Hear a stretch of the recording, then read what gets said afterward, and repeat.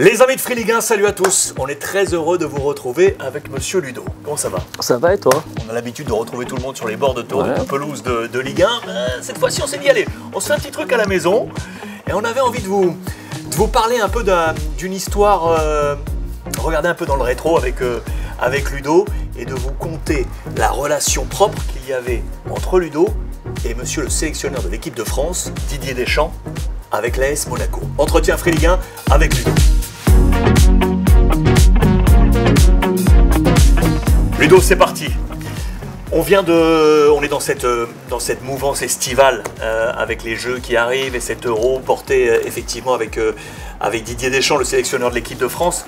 Et souvent, quand on se parle tous les deux, tu me racontes un peu ces anecdotes quand, sous le maillot de l'AS Monaco, tu l'as vu arriver. Bah, nous, à l'époque, c'était vraiment un jeune entraîneur. Il venait d'arriver, il venait de... On est en quelle année? En 2001-2002, parce que 2000, c'est Puel.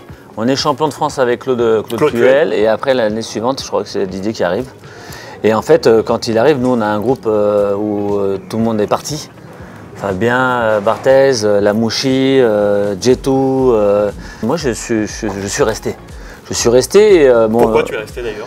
Je suis resté parce que je me sentais bien et que j'avais pas l'intention de partir de l'AS Monaco. J'étais pratiquement, il me restait un an de contrat et le président m'a dit bon, on te re-signe quoi. Donc moi j'ai laissé partir un peu tout le monde. Et au dernier moment, comme je suis arrivé le dernier dans le bureau, il m'a dit je peux pas te perdre. J'ai dit bon bah si tu peux pas me perdre, il faut qu'on négocie quoi. T'as joué un peu tactiquement. Ouais. Qui t'a fait part du coup de l'arrivée de Didier?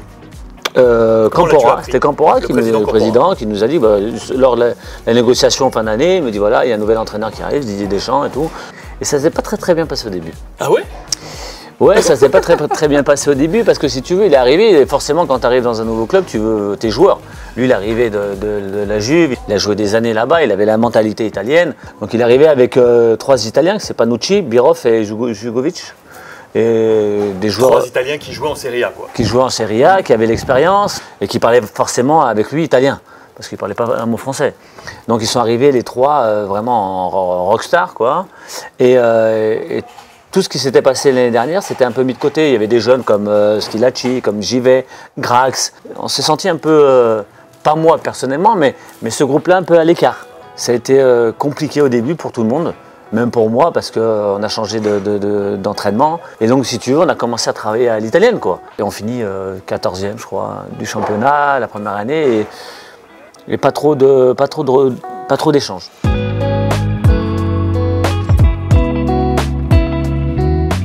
On revient donc de vacances et il me dit Ludo, il faut que je te parle. Je dis ouais, bah, pas de problème, coach et tout.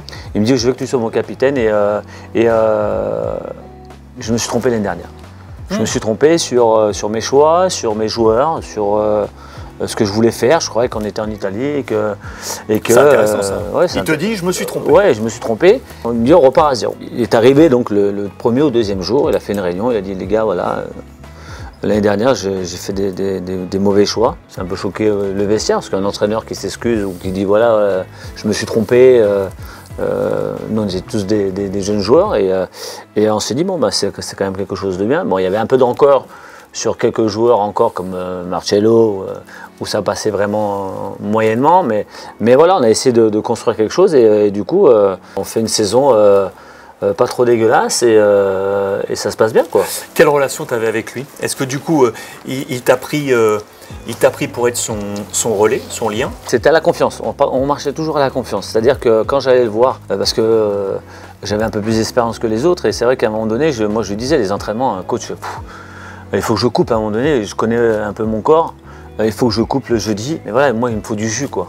Et lui, c'était entraînement tous les jours et les veilles de match, surtout le jour du match, le matin, c'est le réveil musculaire. Et moi, je détestais ça, c'est un truc que je détestais. Il me dit, ok, moi, il n'y a pas de problème, Ludo. Moi, par contre, je te demande qu'une chose, c'est que le samedi, tu sois meilleur que les autres. Je vois mes gars, vestiaire, j'ai dit, les gars, voilà, je vous demande quelque chose de peut-être... vous allez peut-être pas comprendre, mais moi, samedi matin, je ne peux pas me lever et tirer le ballon pour être bon le soir. J'ai dit, moi, je suis fatigué, ça me bat pas. Et du coup, il me dit, non, mais non, c'est bon, parce qu'il y avait toujours des travailleurs. Il y avait Jérôme qui était travailleur, Lucas, il y avait Zikos, Plazis, tout ça, c'est des mecs qui... Gaël, ils avaient besoin d'être sur le terrain, tu vois. Non, il me dit, non, pas de problème et tout, Ludo, il n'y a pas de souci. Du moment que le coach il est d'accord, nous, on est d'accord. Et Didier, sur le plan tactique, Est-ce que tu as vu une évolution chez lui? Il nous a fait éclore. En fait, si tu veux, on avait l'impression, moi comme ça je le ressens avec lui, c'est que moi j'étais à Monaco, comme je t'ai dit, j'avais signé mon contrat, j'étais pépère, j'avais ce que je voulais, j'étais cool.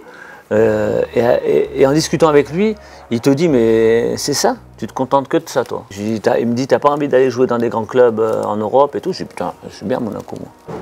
Je suis champion de France. Je gagne des titres, il me paye bien, je veux dire, je suis chez moi là. Il me dit, mais t'as pas envie de gagner la Ligue des Champions, t'as pas envie de jouer en équipe de France, t'as pas envie de...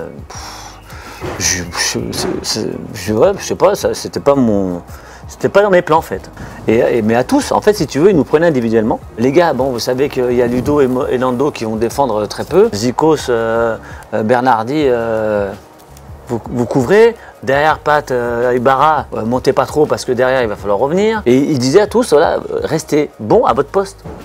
Ne commencez pas à vouloir faire des choses... Les fameux dépassements de fonction. Exactement. C'est vrai que dans les matchs, jamais de la vie on a permuté pour changer. Parce que d'une, je ne savais pas jouer à gauche et Jérôme ne savait pas jouer à droite. Et c'est ça qui a été notre force, je pense, c'est qu'il a su croire en nous, nous sublimer, nous faire grandir mentalement, parce que mentalement on était intouchables. Lui, il a mis les ingrédients et nous on a fait la mayonnaise et ça a pris tout de suite. Ce qui t'amènera jusqu'à cette fameuse finale de Ligue des Champions face à Porto.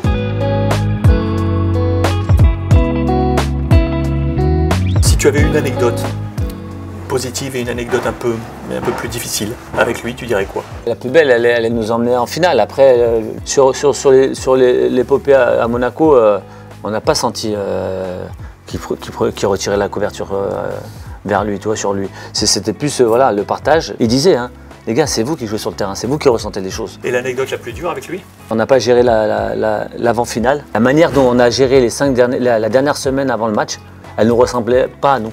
Elle ne ressemblait pas à notre caractère. On s'est isolé. On est allé en Allemagne.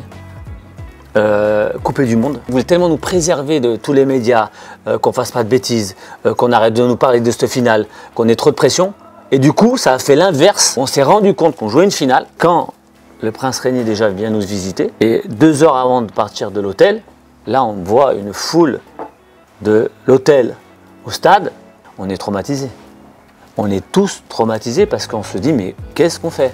Alors que d'habitude on rigole, d'habitude on joue aux cartes, tu vois. Et là il a senti le truc, il a dit ah, les gars, il a mis une chanson et on a crié, mais c'était trop tard, on avait déjà... T'as failli dire on a déjà perdu la finale. Ouais, j'allais dire ça parce que on était traumatisés. Bon, c'est dommage que ce soit passé à cette date-là, mais ça fait partie aussi de son apprentissage. Après, bien sûr, c'est facile de dire ça aujourd'hui. Oui, mais bon, c'est une réalité. J'ai eu la chance de pouvoir la gagner. Tu as pu la comparer avec le Barça. C'est pour ça que je la compare. Et l'erreur qu'il fait, on joue à Bordeaux pour la 3e place. Il ne doit pas nous mettre les cadres. Et je me blesse, moi, à Bordeaux. Je me fais mal à Bordeaux. Et on gagne 3-1, on perd 1-0, je crois, à la maison ou un truc comme ça. Il nous met une chasse. Pas possible, ouais, ceux qui pensent qu'ils vont jouer la finale, voilà, vous rigolez, moi je vais tout changer, bon, il nous fait peur et tout. Et du coup, on surjoue parce qu'on se dit, bon, il y a peut-être une chance d'être 3e et de refaire la Ligue des Champions. Et en une semaine, on peut pas récupérer. L'inverse, pour ça que je te dis, la chance que j'ai, c'est l'inverse, c'est que je suis resté à Barcelone, on a préparé le match comme si on jouait le match de championnat, normal, on est venu le matin ou la veille à Paris, et on n'a rien changé de nos habitudes. Et le week-end d'avant, il a posé la question, il est allé voir les 3 de devant, moi, Samuel et Ronny, il a dit, les gars, vous voulez jouer ou pas? Ah, moi, je dis tout de suite, non, je ne veux pas jouer. Ronny et Samuel, ils disent, ok, nous, non, on ne joue pas. Pas envie. Prépare. Non, mais on s'est préparé. Si tu avais à te remémorer un moment clé où il te parle, qu'est-ce que tu retiendrais?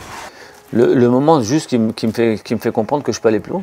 Il aura été essentiel donc? Oui, parce que si tu veux, il m'a fait grandir déjà en tant que capitaine, il m'a fait grandir humainement, parce que forcément, il m'a donné des responsabilités. Il m'a fait devenir professionnel, parce que j'avais une hygiène de vie. Mais c'est vrai qu'une fois après, quand tu goûtes justement le Barça, tu te dis, mais j'ai loupé à 28 ans. T'as compris. J'ai dit, putain, j'ai loupé quand même pas mal d'années, tu vois. Donc tu peux lui dire, il y a un merci hein, quand même. Oui, merci. Même s'il est en embrouille avec toi, il arrive à avoir ce discours et à te faire comprendre ou à te faire croire qu'il a besoin de toi, quoi. Et ça, ça force. Donc voilà. Voilà les amis, on en sait un peu plus sur le relief de Monsieur Didier Deschamps, qui aura été important, on l'aura compris, dans un moment clé de la carrière de Ludo pour le pousser à aller plus loin. Merci Monsieur Ludo. Bon, merci à toi.